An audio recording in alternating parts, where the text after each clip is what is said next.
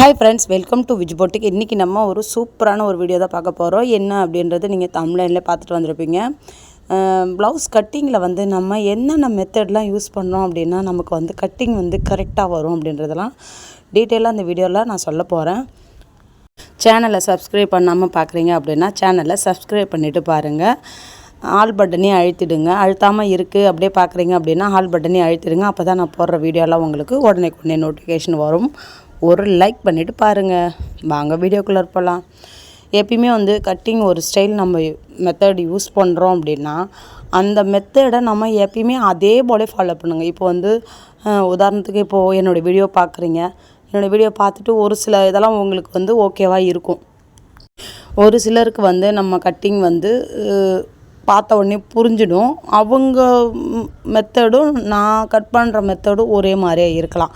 அது மாதிரியும் இருக்கும். ஒரு சில இது வந்து அவங்க வேறு மெத்தடில் வந்து கட்டிங் பண்ணுவாங்க. ஏன்னா என்கிட்டயே வந்து என்னுடைய வீடியோவை பார்க்குறவங்களே வந்து சொல்லியிருந்தாங்க, என்னென்ன கமெண்ட் பண்ணியிருந்தாங்க. என்னென்னா, நீங்கள் ஒரு மாதிரி டிஃப்ரெண்ட்டாக வந்து கட்டிங் பண்ணுறீங்க, ஆனால் நிறைய பேர் வந்து சொல்லித்தரதை விட நீங்கள் சொல்லித்தரது எனக்கு ரொம்ப ஈஸியாக வந்து புரிஞ்சிடுது.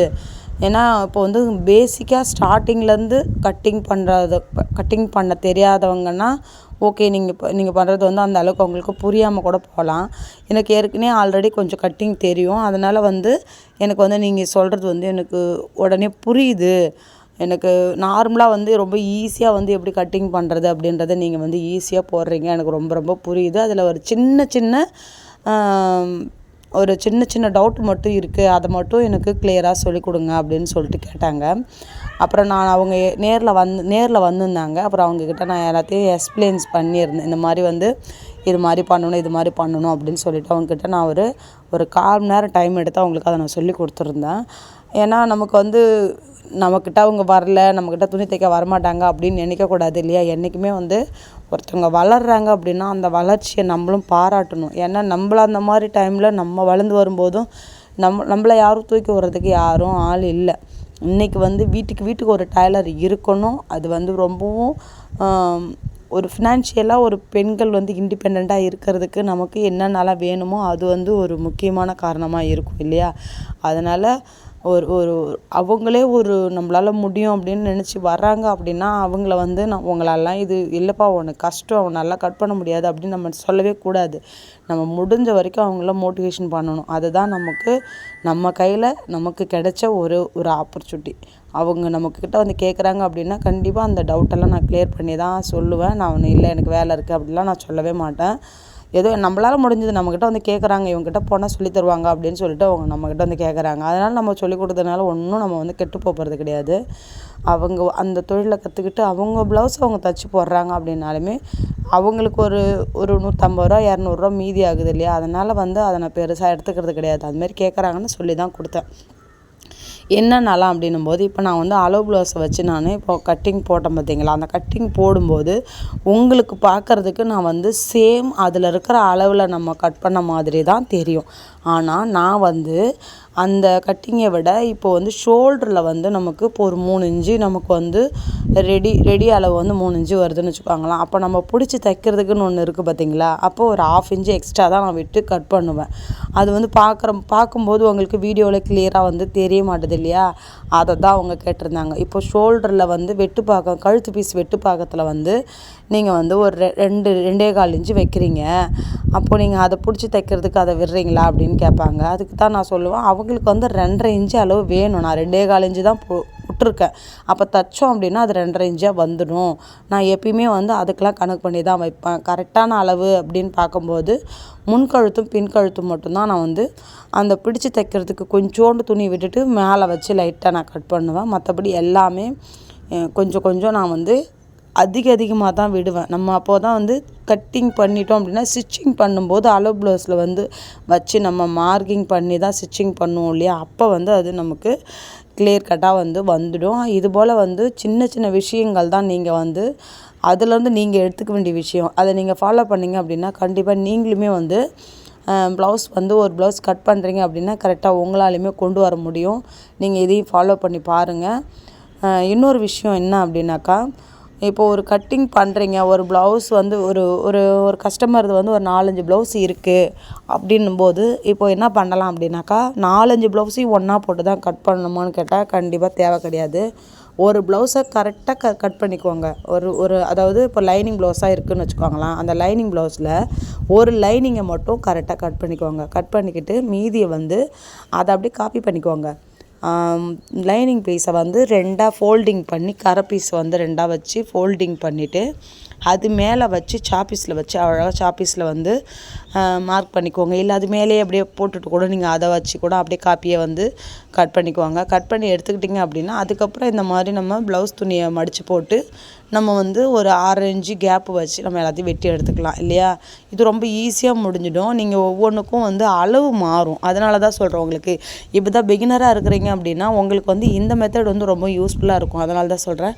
இப்போ நான் வந்து ஒரு 20 வருஷமாக ஸ்டிச் பண்ணுறேன். எனக்கு வந்து அது என்னென்ன நேக்கு அது எப்படி மடித்து போடணுன்றது எல்லாமே எனக்கு கிளியர் கட்டாக புரியும். நான் அதை பண்ணிகிட்ருக்கேன். இப்போ பிகினராக இருக்கிற நீங்கள் வந்து இந்தமாதிரி காப்பி பண்ணிக்கிட்டீங்க அப்படின்னா ரொம்ப ஈஸியாக இருக்கும். அது என்ன மாதிரின்றது உங்களுக்கு கிளியராக சொல்லியிருக்கேன். அதை நீங்கள் ஃபாலோ பண்ணிங்க அப்படின்னா கண்டிப்பாக வந்து உங்களுக்கு கட்டிங்கில் வந்து எந்த ஒரு டவுட்டும் இல்லாமல் எந்த ஒரு ப்ராப்ளமும் இல்லாமல் நீங்கள் வந்து கட்டிங் சரியாக வரும். நீங்கள் ஏன்னா நம்மளுடைய டைலரிங் ஃபீல்டில் வந்து நம்மளுடைய தலையெழுத்து மாறுறதே வந்து என்ன அப்படின்னாக்கா நம்ம கட்டிங் வந்து கொஞ்சம் நகர்ந்து போயிட்டாலுமே வந்து நமக்கு வந்து ப்ளவுஸே வந்து நம்மளை சொதப்பிடும் இல்லையா. அப்போ வந்து கஸ்டமர் வந்து எதிர்பார்க்குற ஃபீட்பேக் வந்து நம்மளால் கண்டிப்பாக வந்து கொடுக்க முடியாது. அதனால் கட்டிங்கில் தான் நம்ம ரொம்ப ரொம்ப முக்கியமாக பார்க்கணும். ஸ்டிச்சிங் வந்து நம்ம கட்டிங் கரெக்டாக பண்ணிட்டோம் அப்படின்னா ஸ்டிச்சிங் நமக்கு எல்லாமே தெரியும். நம்ம அவங்கவுங்க ஒரு ஒரு ஃபார்மேட் வச்சுருப்பாங்க. அந்த ஃபார்மேட்டுக்கு நம்ம கரெக்ஷன் பண்ணி நம்ம ஸ்டிச் பண்ணிக்கலாம். ஏன்னா ஒவ்வொருத்தவங்க ஒரு ஒரு ஸ்டிச்சிங் பண்ணுவாங்க. அதனால் அவங்கவுங்க ஸ்டைல் எப்படியோ அந்த ஸ்டைலில் கூட ஸ்டிச்சிங் பண்ணிக்கலாம். ஆனால் கட்டிங் மட்டும் ப்ராப்பராக வந்து கரெக்டாக கட் பண்ணணும். அப்படி கட் பண்ணால் மட்டும்தான் உங்களால் வந்து நம்ம வந்து கஸ்டமர் கேட்குற அவுட்புட்டை வந்து கண்டிப்பாக நம்மளால் கொடுக்க முடியும். நான் எப்பயுமே இப்போ வந்து ஒரு ப்ளவுஸ் கட் பண்ணி வைக்கிறேன் அப்படின்னாக்கா என்றைக்கு நான் எத்தனை ப்ளவுஸ் ஸ்டிச் பண்ணணும், இன்றைக்கி யாருக்கெல்லாம் கொடுக்கணுன்றதை பார்த்துப்பேன். ஒன்ஸ் நம்மளால் கால் வலிக்காமல் நிற்க முடிகிற வரைக்கும் ஒரு 6-7 ப்ளவுஸ் கட் பண்ணி வச்சுப்பேன்.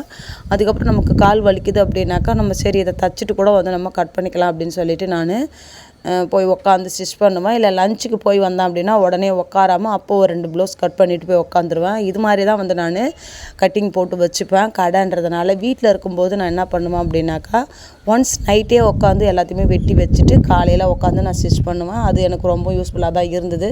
வீட்டில் இருந்த வரைக்கும் என்னுடைய பேட்டர்ன் வந்து வேறு மாதிரி இருந்துச்சு. இப்போ நான் கடைக்குன்னு போனதுக்கப்புறம் என்னுடைய பேட்டர்ன் எல்லாமே சேஞ்ச் ஆகிடுச்சு. இப்போது நான் கடைக்கு ஏற்ற மாதிரி என்னுடைய பேட்டர்னை ஒவ்வொன்றா நான் சேஞ்ச் பண்ணிக்கிட்டு தான் வந்துட்டு இருக்கேன்.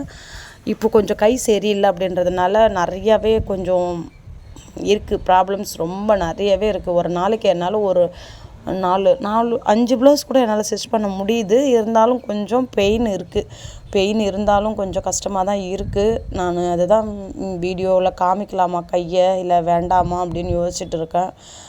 இல்லை ஒரு கட்டு போனதுக்கப்புறம் செகண்ட் கட்டில் கூட பார்த்துக்கலாமா அப்படின்ற மாதிரி இருக்குது. கை கொஞ்சம் பெயின் இருக்குதான். பார்க்குறவங்களே கேட்குறாங்க, ஏன்பா நீ கொஞ்சம் ரெஸ்ட் எடுக்கலாம்ல அப்படின்ட்டு. ரெஸ்ட் எடுக்கலாம்.